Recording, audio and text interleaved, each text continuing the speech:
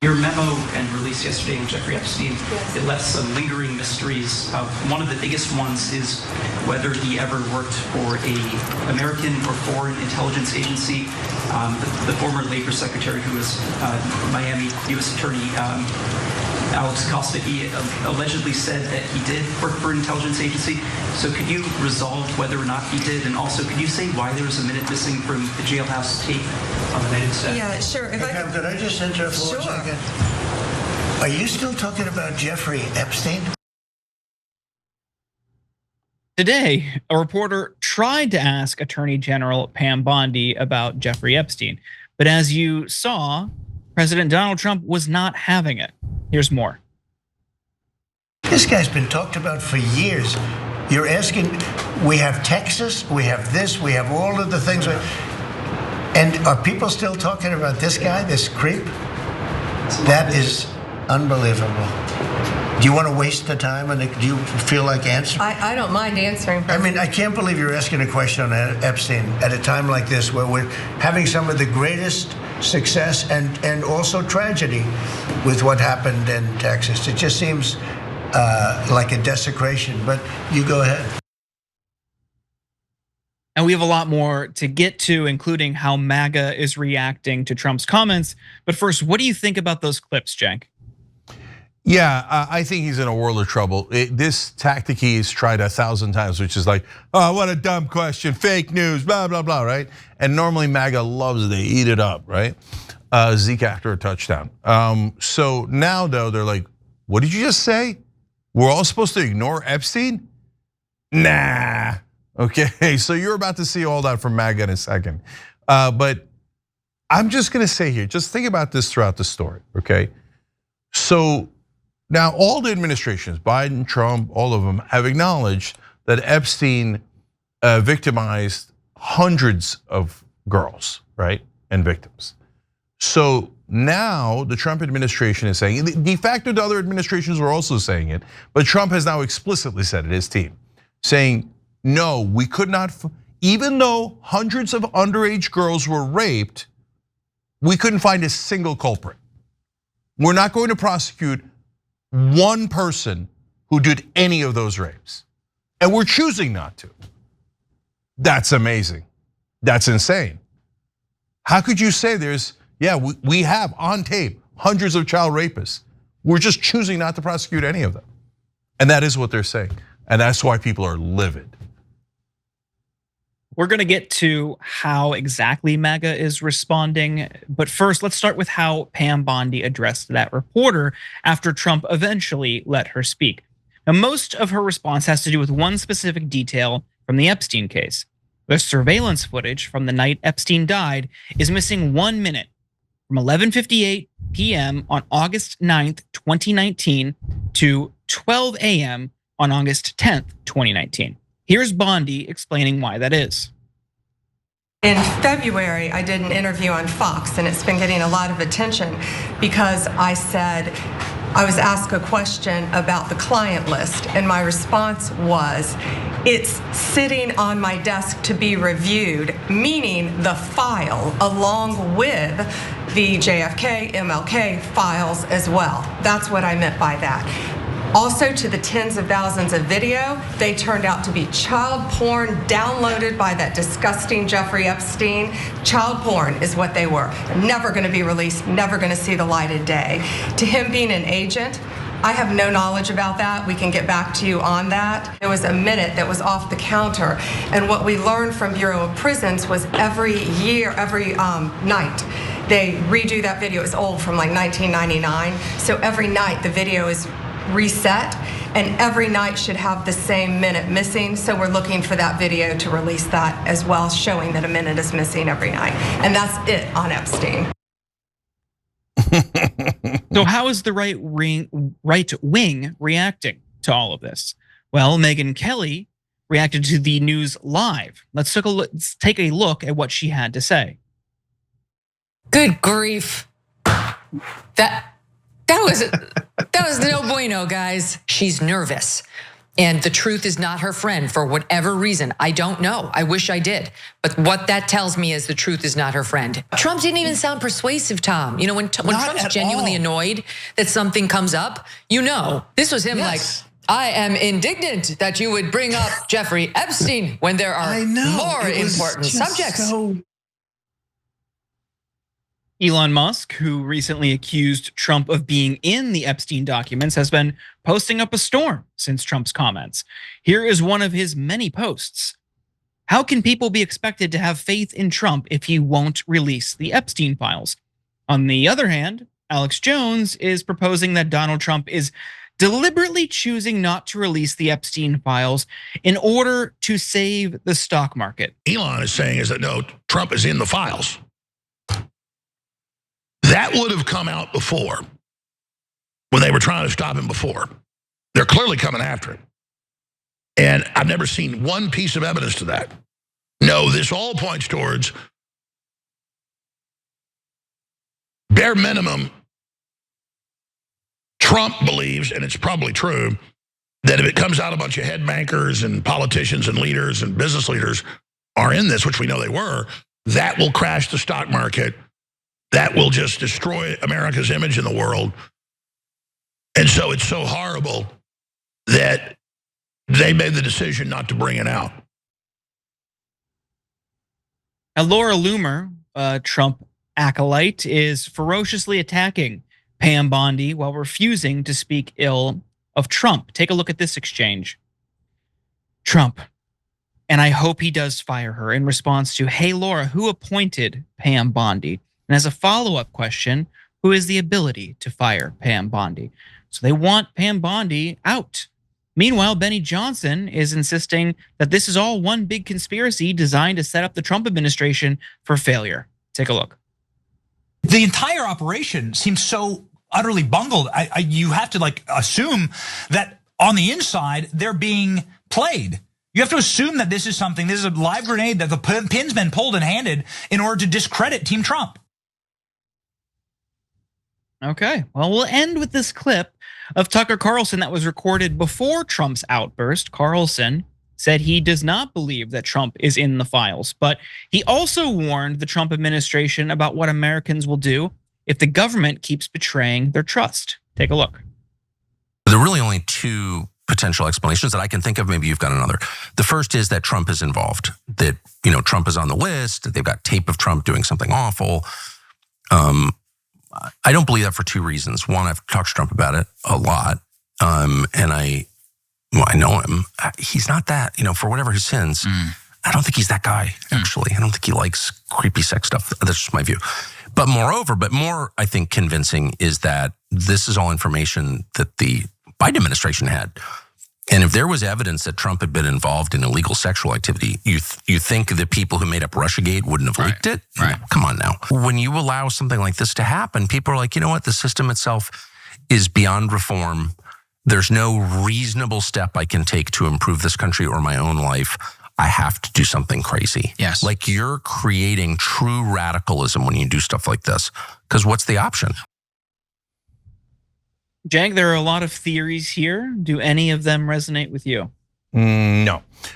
So I'm going to tell you what my theory is in a second, and it's almost certainly the answer. But so first, let's break down the things that everyone said in those clips. So number one on Pam Bondi, that was three hilarious talking points. She said, "Oh no, all the tapes of them molesting and raping the girls, just kidding. It's just child porn instead." Child porn is a perfect excuse because I can't release child porn. And it turns out, oh, tape. I didn't mean the girls are on tape. We all know they're on tape. You've already said that hundreds of times. Oh no, I mean they are not on tape. It is child porn, and that is why I cannot release it. All right, I mean, maybe you'll find 7 morons in the country who will believe that excuse. I don't know if they thought that was clever. Then number 2, every prison video is missing a minute. Is it? Okay, great. Show me more prison videos missing a minute. I mean, come on.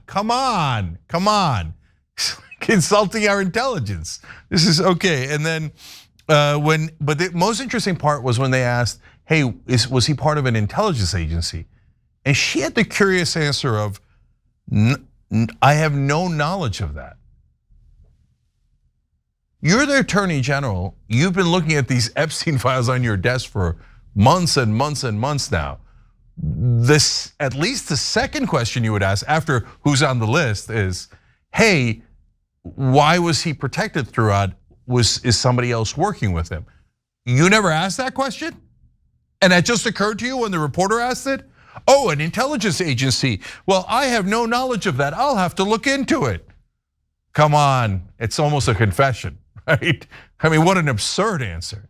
Of course you looked into it. You should have an answer, and you didn't prepare an answer, you lazy ass. Come on, man, you didn't think they were gonna, I guess they thought, no, this is mainstream media, we have them under control. They're not gonna ask if it was an intelligence agency. Well, they were wrong. I don't know who asked that question, but they were right. So go to Benny Johnson next. I love his theory. He's being set up from the inside. Well, Benny, then why is he so stupid that he fell right into that trap? It was like, yeah, I know, yeah, he raped hundreds of girls, but we're not gonna prosecute anyone. Somebody told me that and I'm just repeating it. Oh, I fell into his trap. Oh my God, after knowing Epstein for 15 years and I was already president for 4 years and you schmucks didn't realize I didn't release the list then. In fact, he died while I was president and I did nothing about it. And I said that the groomer was a very fine person twice. Anyway, so like, yeah, they made him do it. Okay, Benny, okay, good luck with that theory. But Alex Jones's theory, of course, as always, is more insane. So his theory is that these pedophiles are too big to jail. That's why Trump is now wisely saying, you know what, that banker and that politician and that really rich person, they're just too big to jail. I mean, if we prosecute them for child rape, well, then we could have a problem with our economy. So I'm gonna let all the child rapists go because they're too big to jail.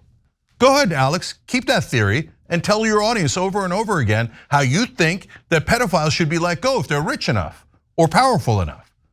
See if that one floats. Obviously, look, some of these guys are desperate because why are they desperate?